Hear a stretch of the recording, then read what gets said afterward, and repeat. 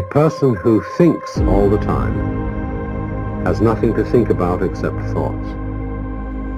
So, he loses touch with reality and lives in a world of illusions. By thoughts, I mean specifically chatter in the skull, perpetual and compulsive repetition of words, of reckoning and calculating.